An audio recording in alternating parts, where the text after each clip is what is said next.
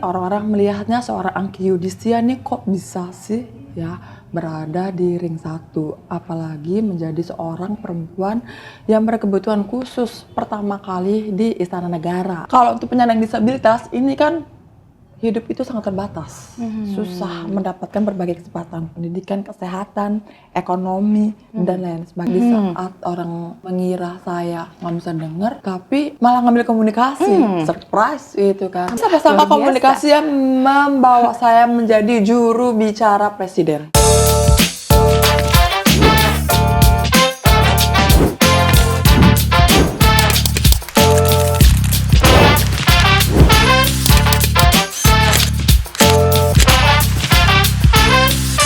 Selamat datang di Suara Perempuan Indonesia, Road to 100 tahun Koani. Mengupas perempuan dengan 1000 profesi dan mengangkat sisi perempuan lainnya dari sisi perspektif perempuan untuk menjadi inspirasi dan semangat bagi perempuan lainnya. Kali ini saya sudah kedatangan seorang tamu yang sangat cantik. Terima kasih Mbak Angki sudah hadir di sini. Halo. Terima kasih Mbak Enda. Apa kabar? Alhamdulillah, Aduh, senang sekali saya ada Mbak Angki di sini ditemani untuk ngobrol-ngobrol. Kita ngobrol-ngobrolnya santai aja ya, karena Iya, kita santai aja. santai aja ya, boleh ya. Dan mendukung perempuan Iya, lainnya. karena di episode pertama ini juga kita akan mengupas tuntas apa yang jadi inspirasinya Mbak Angki dan kiat-kiatnya Mbak Angki sampai dengan hari ini gitu. Ya, Mbak Angki, kemana aja sih setelah 5 tahun kan kemarin sibuk dengan kegiatan mendampingi 5 tahun bersama Bapak Jokowi. Nah, hari ini tuh kegiatannya apa aja? Wah, pertanyaannya bahkan sampai sekarang selalu masih ditanya sama teman-teman yang lain kan. Baiklah, perkenalkan saya Angki Yudhistia, staf khusus Presiden Jokowi tahun 2019 sampai tahun 2024. Ya kan. Mungkin orang-orang melihatnya seorang Angki Yudhistia nih kok bisa sih ya berada di ring satu, apalagi menjadi seorang perempuan yang berkebutuhan khusus pertama kali di Istana Negara gitu. Jadi mungkin orang ngeliatinnya apa sih, ngapain aja sih gitu. Tapi siapa sangka saya sebagai seorang berkebutuhan khusus yang nggak bisa dengar, bahkan menggunakan alat bantu. Sebentar Mbak Indah, saya harus menggunakan alat bantu. Ini teknologi yang membantu saya untuk bisa mendengar lebih banyak suara. Tapi untuk komunikasi, saya biasanya dibantu dengan gerakan bibir. Jadi untuk Mbak Enda kita ngobrol nih. Kita ngobrol. Ya, dia tuh aku harus ngeliatin gerakan bibirnya. Tapi menariknya, teknologi sekarang itu mulai canggih. Jadi komunikasinya itu sekarang aku menggunakan yang namanya teknologi dari suara menjadi tulisan. Nah, jadi teman-teman, untuk yang pengen tahu gimana cara Angki Yudhistia itu berkomunikasi dengan lingkungan sekitar. Bahkan di setiap rapat-rapat besar pun aku juga menggunakan ini. Jadi tidak akan menjadi kendala ya kalau sampai saat ini Betul. justru Jadi dengan dukungan teknologi juga ya? Betul, walaupun terbatas, tapi bukan berarti kita membatasi diri. Nah, jadi awal pertama dengan bertugas di Istana Negara itu adalah permintaan Pak Jokowi, saya masih ingat banget, untuk mendampingi beliau bagaimana kita bisa merangkul kelompok rentan. Kelompok rentan itu pertama penyandang disabilitas, kedua perempuan, ketiga kelompok usia produktif muda. Ya kan, tapi banyak sekali masalah-masalahnya. Nah, sebagai staf khusus presiden pada waktu itu aku nggak sendirian, masih banyak lagi yang bidang-bidang lainnya. Tapi 5 tahun aku membantu Pak Presiden beserta jajaran menteri ini untuk mensahkan berbagai kebijakan. Karena peran pemerintah itu adalah kebijakan. Siapa sangka seorang perempuan berkebutuhan khusus tapi bisa bersama-sama Pak Presiden dan jajarannya adalah menghasilkan kebijakan. Nah, jadi kurang lebih itu kalau nggak salah ada 7 peraturan pemerintah dan 2 peraturan presiden untuk penyandang disabilitas. Nah, kalau dulu kalau untuk penyandang disabilitas ini kan hidup itu sangat terbatas, susah mendapatkan berbagai kesempatan, pendidikan, kesehatan, ekonomi, dan lain sebagainya. Dan kami ini memberikan yang terbaik, mensahkan berbagai kebijakan, sehingga saat ini banyak stakeholders untuk bisa mengimplementasikan. Jadi kita bisa lihat isu-isu penyandang disabilitas ini sudah mulai sering dibicarakan. Benar benar. Itu salah satu peran Mbak Angki juga ya waktu itu, untuk mengangkat isu itu dan sekarang kan kita juga udah banyak, menemui teman-teman disabilitas juga ya, berperan serta aktif dalam kegiatan, eee, bekerja di beberapa institusi, bahkan beberapa perusahaan juga. Nah saat itu Mbak Angki, apa saja sih kendala yang ditemui saat mulai, program tersebut gitu? Kendalanya itu adalah stigma, Oke. karena orang menganggap penyandang disabilitas itu tidak mampu. Mhm. Padahal mindset-nya mesti diubah. Di balik keterbatasan pasti ada kelebihan. Tuh. Nah, bagaimana inilah kelebihan-kelebihan itu yang harus kita tonjolkan. Ini kan peran pemerintah itu nggak bisa kerja sendirian. Peran pemerintah, akademis, terus pelaku usaha, komunitas, dan media. Ini namanya kita kolaborasi pentahelix yang dimana ini harus bersatu untuk mewujudkan Indonesia inklusif. Kayak bukuku nih, buku Oke. Indonesia Menuju Inklusif. Ini adalah salah satu tugasku dari Pak Presiden Jokowi adalah untuk menulis apa aja program-program yang sudah dilakukan antara Pak Presiden dan saya dan beserta kementerian, pemerintah daerah juga, pemerintah pusat juga. Jadi banyak banget kendala, tapi saya selalu berprinsip bahwa tidak ada masalah yang tidak ada jalan keluarnya. Maka dari itu, setiap ada masalah pasti kita harus rembukin untuk mencari solusinya. Dan solusinya adalah mewujudkan teman-teman penyandang disabilitas itu lebih nyaman berada di lingkungan inklusi. Oke, menarik ya. Dan cukup menantang pastinya. Banget, tantangannya sangat luar biasa. Karena mungkin orang menganggap sebagai seorang perempuan juga, disabilitas juga, dan hal-hal itu menjadi kendala di awal. Apalagi saya memiliki peran sebagai seorang ibu, dan Mhm. sebagai seorang istri juga, dan Mhm. seorang anak juga. Gimana bagi waktunya? 24 jam is not enough. Ya, nggak cukup. Aku yakin teman-teman di sana pasti sulit banget untuk 24 jam. Bahkan kita juga harus berperan untuk diri kita sendiri, lebih mencintai diri kita sendiri. Tapi kalau buat saya bukan bagaimana kita membagi waktu, tapi bagaimana membagi peran dengan ritme dan cara kita sendiri. Kapan peran kita menjadi seorang ibu, kapan peran kita menjadi seorang istri, kapan peran kita menjadi seorang teman, kapan peran kita menjadi seorang pemimpin, dan kapan peran kita untuk menjadi diri kita sendiri. Dan kita meyakinkan bahwa perempuan itu memiliki ritmenya sendiri. Dan bagaimana kita bisa mewujudkan itu, yang penting satu, bahagia. Betul. Kalau ngelihat kayak begini nih Mbak Angki sekarang, terus dari, pembicaraan yang baru saja kita diskusikan ini kayaknya peran keluarga tuh cukup besar ya Ya, mendukung Mbak Angki ya. Terus mereka seperti apa support yang diberikan mereka sampai hari ini tuh? yes, Kan Mbak Angki juga terus aktif. benar. Peran keluarga itu diciptakan. Bukan berarti kita pasrah aja, dan terus kita menyerah, kita komplain, dan membandingkan dengan orang lain, gitu kan. Peran keluarga ini bentuk awal utamanya itu adalah komunikasi. Oke. Nah, bagaimana saya sebagai seorang anak kepada orang tua saya, gitu. Bagaimana saya sebagai istri bersama suami saya. Bagaimana saya seorang ibu dengan anak-anak saya. Oke. Ya, bagaimana saya dengan diri saya sendiri juga, gitu. Ya, Itu yang paling berat kayaknya ya? benar. Kita dengan diri kita aja belum selesai-selesai, bagaimana kita juga harus membahagiakan orang lain juga. Betul, mana banyak Waktu kita sekali ya. benar kan. Tapi itu adalah kunci utamanya itu adalah komunikasi. It's okay, it's okay not to be okay. Not to be. Nggak apa-apa kapan kita capek, nggak apa-apa kapan kita lelah. Kita bukan perempuan superhero yang kita bisa semuanya, Iya. bukan yang sempurna yang kita tahu segala-galanya gitu, enggak juga gitu. Tapi ya bagaimana mengkomunikasikan baik, buruk, bahagia, sedih, ya bagaimana kita juga bisa mengungkapkan perasaannya kita sehingga orang lain tuh juga tahu. Jadi jangan sampai kita lagi bete, terus, "Ya lu sih nggak ngertiin gue." Iya. Halo, ya kan? Jadi tantangan terbesarnya adalah menaklukkan diri sendiri atau kendala lainnya? Yes, menaklukkan diri sendiri itu jauh lebih sulit, ya kan? Kadang Hmm, tumbuh keraguan, iya. ya nggak sih? Kita tuh udah oke nggak sih menjadi ibu yang baik? Mhm, Kita sudah menjadi istri yang baik belum? hmm, Gitu.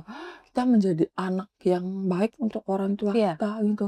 Kita selalu terbayang-bayangin hal yang seperti itu, mhm, ya kan? Tapi kita lupa bahwa kita menyadari dulu kebahagiaan diri kita sendiri dulu, baru kita bisa membuat semua orang bahagia di bener. sekitarnya. Karena afirmasi energi positif itu menular, setuju nggak? Bener banget sih. Setuju setuju banget setuju banget. Aku sampai kayak Eh, menangis bahagia ya, tisu tisu terharu, tisu. tisu tisu tisu tisu, iya emang karena tanpa disadari dan memang mau tidak mau yang kita hadapi sebenarnya justru ketakutan dan suara-suara yang muncul di kepala ya, Yes. karena ketakutan gagal dan ya segala sesuatunya deh.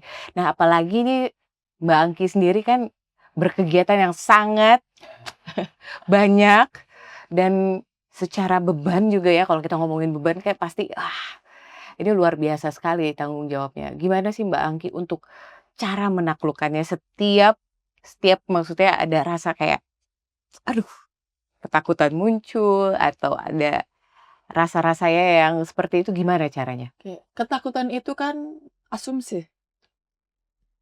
Bagaimana kita bisa berantem sama kepala kita sendiri, Mhm, berantem sama perasaan kita sendiri, gitu.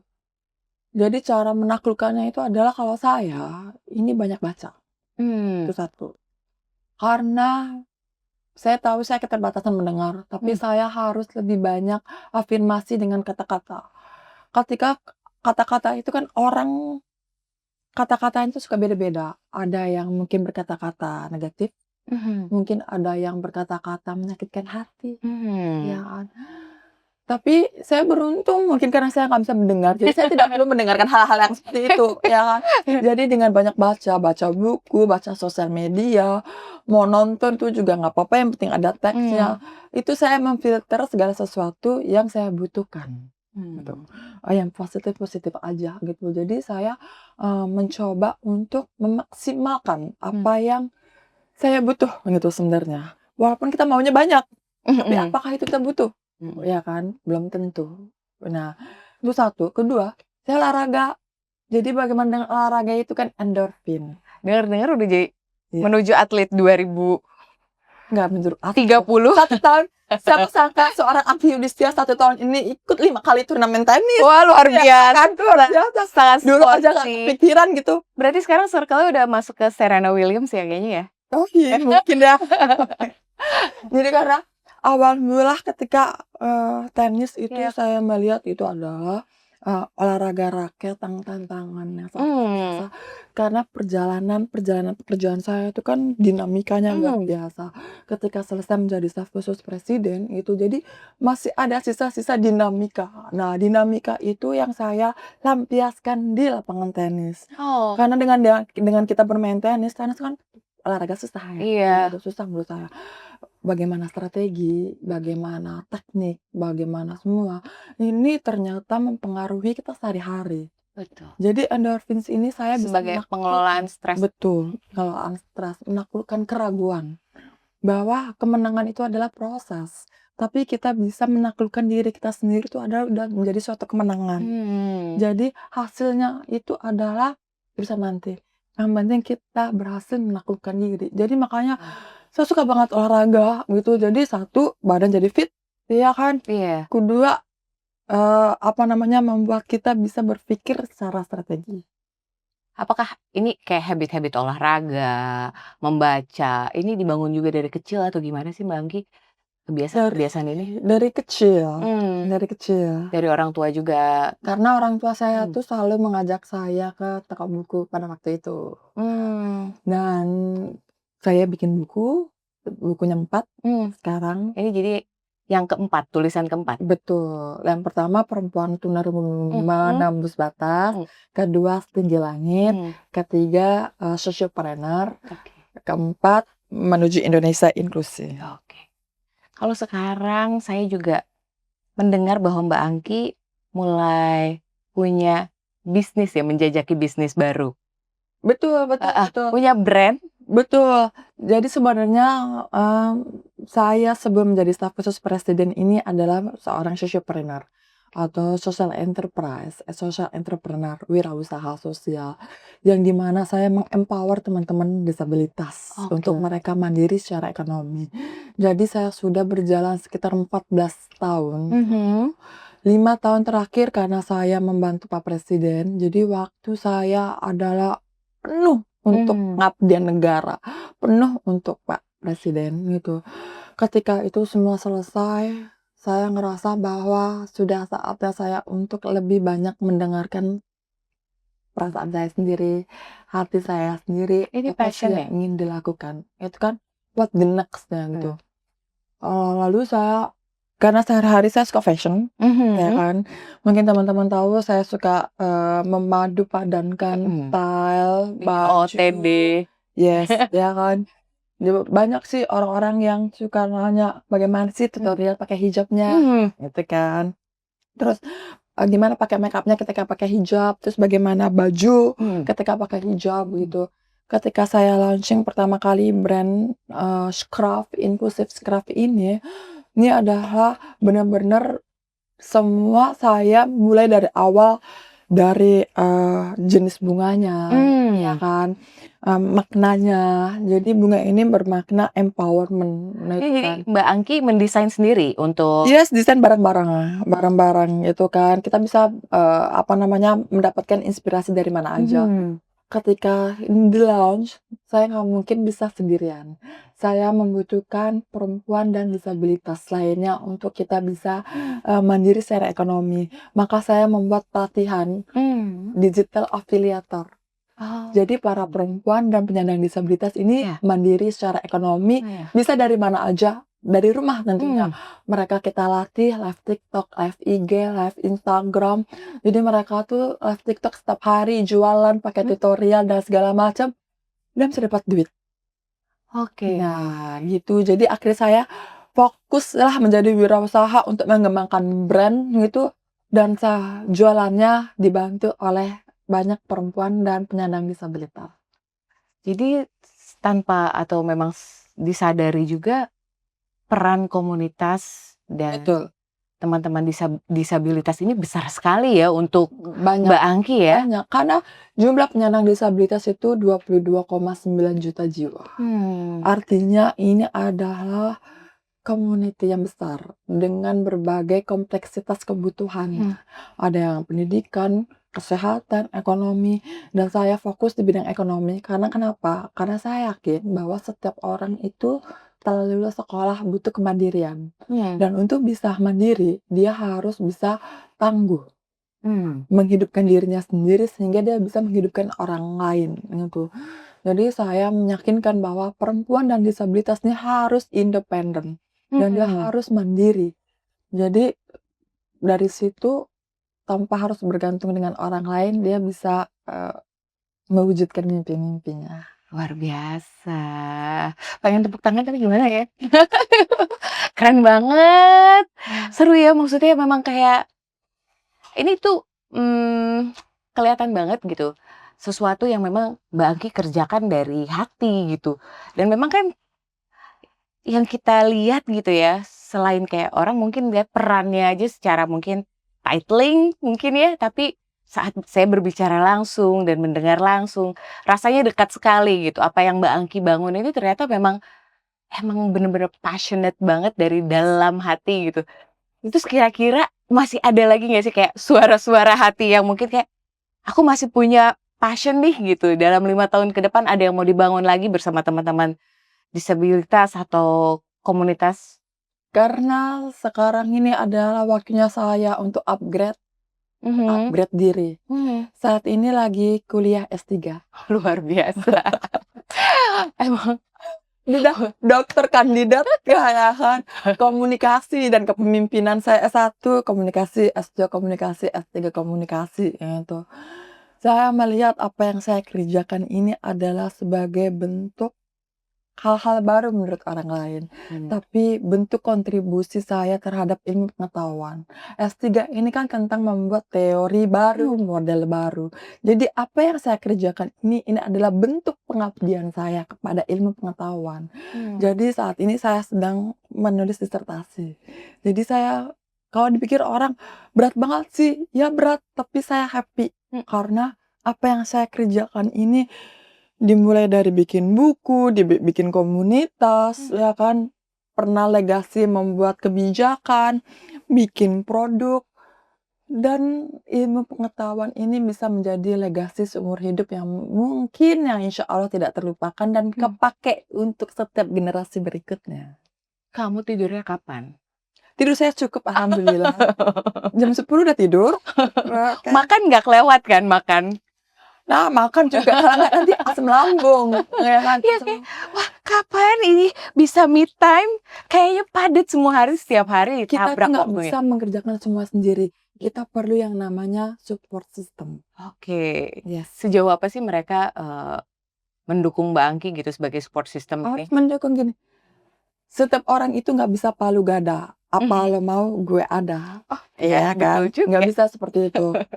Tapi bagaimana setiap kita itu bisa saling memberdayakan satu sama lain. Jadi kalau kita sudah memberdayakan diri kita sendiri, kita memberdayakan orang lain, bantuan itu akan selalu ada saat kita butuhkan. Tuh, jadi disitulah dimana Mbak Angki bisa merem sebentar, terus menaklukkan dunia lagi. Terus kalau misalnya anak-anak sendiri gimana sih mereka buat Mbak Angki gitu ya sebagai seorang ibu, anak-anak ini sebesar apa perannya untuk mendukung karir seorang ibu, sebagai seorang ibu, anak-anak seperti apa gitu dukungannya terhadap Mbak Angki? Ini dinamikanya sangat luar biasa sekali sebagai seorang ibu, karena anak-anak masih kecil. Itu. Ketika anak pertama itu kan perhatian, ya kan, satu, terus anak kedua terpisah perhatiannya. Terus habis itu harus bertugas di istana negara. Kebayangan nggak seorang anak yang masih membutuhkan ibunya, tapi ibunya tuh harus kerja dari pagi sampai pagi lagi. Karena jadwal Pak Presiden Jokowi pada waktu itu sangat luar biasa padat banget, dari pagi ketemu pagi. Ya. Tapi saya harus menguatkan diri saya sendiri juga. Dan memberikan pengertian kepada anak-anak dan suami, bahkan support system seperti keluarga saya, bahkan mertua dan ipar-ipar saya. Luar biasa. Saya menitipkan dan mempercayakan. Yang pasti saya selalu berdoa sama Allah bahwa walaupun saya tidak bisa 24 jam untuk anak saya menitipkan sepenuhnya menjaga anak-anak melalui kuasa Allah Subhanahu wa Ta'ala gitu kan. Nah, 5 tahun itu perjalanan yang mungkin menurut orang cepat, tapi buat anak itu lama. Karena mereka juga sempet yang namanya, "Mami kemana aja sih? Mami udah gak sayang lagi ya sama aku ya?" Atau gimana gitu. Tapi saya beruntung diberi waktu setelah selesai menjadi staf khusus presiden ini, punya waktu untuk bisa antar mereka, jemput mereka. Terus abis itu memiliki waktu buat ngobrol, itu dari hati ke hati. Saya pengen mereka tahu bahwa ibunya ini selalu ada buat mereka kapanpun, gitu. Walaupun tidak bisa berada 24 jam sama mereka. Tapi bagaimanapun perempuan ini kan butuh meraih mimpinya, ya kan, punya waktu sendiri. Jadi karena mereka perempuan, suatu saat ini nanti mereka juga harus tumbuh. Jadi saya ingin mereka tumbuh itu bisa menjadi lebih tangguh. Berarti sekarang udah bisa jadi macan ternak ya? Iya, betul. Mama-mama cantik antar anak. Dan jemput anak kalau bisa ya. Seneng banget ya kayaknya, itu priceless loh. Mungkin buat seorang Mbak Angki juga itu mungkin buat orang itu biasa, tapi buat saya itu sangat luar biasa. Udah bisa duduk bareng di kantin sama mama-mama yang lain. Yes. Ya udah. Sampai udah bisa dijapri sama mama-mama gitu ya. Itu udah luar Oh biasa. gitu. Mungkin mama-mama yang lainnya, "Loh kalau Mbak Angki tuh kan pasti sibuk," gitu ya. Kalau udah di Japri, "I'm here sayang." Berarti anak-anak yang justru bertransisi dari sibuknya mamahnya yang sebelumnya kegiatannya padat, sekarang mereka malah nemuin mamanya, "Kok mama ada di rumah? Kok mama bisa Nggak di rumah juga. Oh iya? Tapi kalau mereka ada Kegiatan di luar ya? apa namanya, sekolah, Mhm, les, mhm. saya tambahin les. Karena, ternyata pendidikan anak dan kompetisi luar biasa ya. Oh iya luar biasa, Luar biasa aktif sekali. sekali Udah bisa anak-anak milih les sekarang. apa dan segala macam, udah bisa ngomong masa depannya mau gimana. Kamu Betul, mau SMP di mana, mau iya, SMA di mana, mau kuliah di mana. betul. Panjang ya, Iya, tapi kan kita mempersiapkan diri. heeh. Kita yang dikasih proposal, "Boleh nggak ngajuin nih cita-citaku begini," gitu ya? Betul. Benar benar. Anak sekarang canggih ya ternyata ya. Udah dikasih RAB-nya, Bu? Belum? Apa? Dikasih RAB-nya udah? RAB-nya kayaknya tiap hari ya. Tiap hari. Seru banget sih. Apalagi kan, mengingat peran ibu juga, saya juga merasakan sebagai seorang ibu yang bekerja juga gitu, banyak meninggalkan anak di rumah. Ini kan, kadang-kadang waktu yang justru rasanya mahal sekali ya. Tapi mengingat hari ini Mbak Angki kan, sudah banyak ya pencapaian dalam hidup. Apa sih yang bisa menggambarkan, Mbak Angki sampai dengan hari ini gitu? Yang menggambarkan, Mhm. maksudnya menggambarkan seperti apa nih? Dalam, ya ungkapannya Mbak Angki gitu sampai dengan hari ini, penggambarannya apa kira-kira? Angki dalam Angki. Mmm, saya cuma bilang, "Angki, thank you so much," ya, karena udah melewati dinamika yang sangat luar biasa sekali gitu, tapi tetap bertahan dengan konsistensi, itu yang Mmm, paling utama. mmm, Mungkin melewati banyak generasi ya, generasi baby boomers, generasi milenial, generasi Gen Z, mmm. sekarang generasi Gen Alpha, dan alhamdulillah melewati masa sakit, melewati masa sehat, sedih, bahagia, dan semuanya. Ya cukup mengucapkan syukur dan terima kasih kepada diri sendiri. Lalu, buat the next, kita tetap harus kuat dan lebih kuat lagi. Seru. Ini banyak proses, baik, berkarya dalam dunia sosial juga dan pemerintahan juga ya, Mbak Angki. Boleh nggak share juga mungkin untuk teman-teman perempuan di sini, kalau sebagai prosesnya gitu ya, dan karya atau inisiatif yang paling Mbak banggakan sampai dengan saat ini apa? Kalau kayak inisiatif tadi udah disebutin satu Mhm, kan, maksudnya dari buku, dari produk, mmm, ilmu pengetahuan, itu saya rasa itu juga udah cukup dan lebih dari cukup, nah itu. Dan sekarang tinggal mengantarkan anak untuk pendidikan yang bagus, kualitas yang bagus, berkarakter tentunya. ada mimpi lain lagi nggak? Ada mimpi yang lain lagi? Mimpi saya yang belum terwujud gitu maksudnya? Yang belum terwujud itu satu, saya pengen bikin sekolah, Sekolah? pengen banget bikin perguruan tinggi. Oh, Ya itu, jadi karena saya melihat bahwa setiap penyandang disabilitas ini mereka lulus sekolah, pengen kerja, sedangkan kompetisi makin sangat luar biasa sekali. Tapi yang diperlukan itu adalah pendidikan tinggi untuk mmm, teman-teman penyandang disabilitas. mmm, Jarang dan sedikit sekali perguruan tinggi khusus untuk penyandang disabilitas yang mmm, mengantarkan mereka menggapai mimpi-mimpinya mereka. oke. Sangat menarik, mimpinya besar, kita aminin. Amin amin, amin. Ya.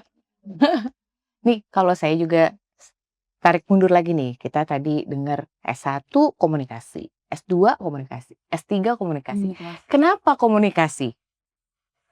Apa yang membuat Mbak Angki sangat tertarik dengan dunia komunikasi ini? Ya, mungkin Tuhan menempatkan saya di sini. Kontradiktif mungkin ya, di Mhm, saat orang mengira saya nggak bisa denger, tapi malah ngambil komunikasi, mmm, surprise gitu kan. sampai S3 sih. Tapi sama-sama Luar biasa. komunikasi yang membawa saya menjadi juru bicara presiden, Itu, luar juru biasa. bicara calon pemerintah, calon kepala daerah, ya kan. Saya yakin bahwa setiap perempuan itu di balik keterbatasan itu pasti ada kelebihannya. Saya sadar saya tidak bisa mendengar, tapi saya sadar suara-suara saya masih diperlukan.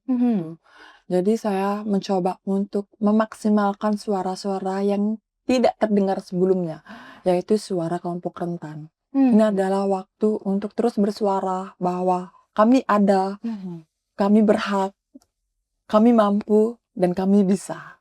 Jadi mungkin Tuhan menempatkan saya untuk terus bersuara dan tidak boleh lelah untuk terus bersuara. Luar biasa. Aku mau kasih tepuk tangan. Keren banget Mbak Angki. Ini sangat menginspiratif buat teman-teman perempuan juga gitu, dan saya juga tetap pengen punya passion yang tinggi menggapai pendidikan ya, tapi ya itu ya balik lagi, kadang-kadang itu saya masih banyak apa ya, kayak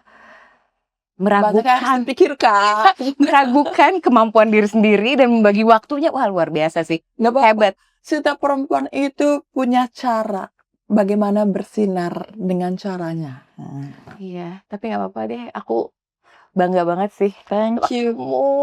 Luar biasa. Oke, kalau kamu balik melihat diri kamu di usia 18 tahun, apa yang pengen kamu bicarain? Di usia 18 tahun? Iya, kalau kamu ngomong sama kamu di usia 18 tahun, apa yang pengen kamu sampaikan? 18 tahun gue ngapain ya? 2 tahun gue. 18 tahun itu kuliah ya? Iya, menuju kuliah. Lulus SMA, punya KTP, baru punya KTP. Iya, KTP 17 tahun, punya KTP itu. Wah, 18 tahun nih. Kalau aku mau ngobrol sama Angki di usia 18 tahun, saya aku bilang, nikmatin hidup. Karena 20 tahun kemudian ternyata itu berat ya. Tapi nggak apa-apa. Menjalani kehidupan tuh dengan passion, optimis, ambisi mungkin. Nggak ada yang perlu disesalin buat aku. Karena 18 tahun itu adalah awal mula menggapai mimpi. Luar biasa. Tepuk tangan terus nih saya, karena sebegitu sangat mengencourage ya buat teman-teman juga yang menyaksikan ini. Mudah-mudahan punya semangat, spirit yang baru.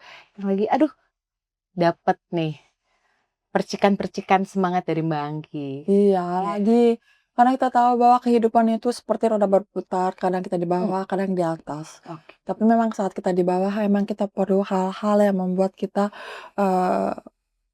memacu kita untuk bisa bangkit lagi. Tapi ketika kita di atas, jangan pernah lupa bahwa kita harus berbagi. Kasih pesan dong, harapan Mbak Angki untuk perempuan Indonesia. The people will win. Hanya perempuan tangguh yang menjadi pemenangnya. Kita tahu bahwa keadaan kita susah. Kita tahu keadaan kita terbatas. Tapi bukan berarti kita nggak bisa. Saya yakin setiap perempuan selalu bersinar dengan caranya. Jadi yang paling pasti sebaik-baiknya perempuan adalah yang bermanfaat untuk orang lain. Luar biasa. Dan ini satu kalimat terakhir nih dari Mbak Angki. Apa yang ingin Mbak Angki titipkan untuk perempuan 1000 profesi yang sedang berjuang dan menemukan tempatnya? Konsisten. Luar biasa. Keren banget. Aduh, nggak kerasa kita sudah di akhir perbincangan ngobrol-ngobrol. Abis ini kita ngobrol lagi sambil ngopi ya? Boleh, setelah kita ngopi. Iya, sambil ngintip-ngintip juga bukunya. Ini buku terbarunya. Selamat ya Mbak Angki. Semoga sukses dengan inklusif scarf-nya, dengan buku terbitan terbarunya nih menuju Indonesia Inklusi. Saya senang sekali. Selanjutnya disertasi ya. Bisa itu ya nanti bikin launchingnya lagi ya, disertasinya. Luar biasa. Sedang terbuka aja. Sedang terbuka. Oke, sangat menarik. Mudah-mudahan kita banyak kesempatan lagi untuk ngobrol dan terus menginspirasi untuk perempuan Indonesia. Thank you for stay tune di Suara Perempuan Indonesia. Kita ketemu lagi di episode yang lainnya. Salam Perempuan Indonesia.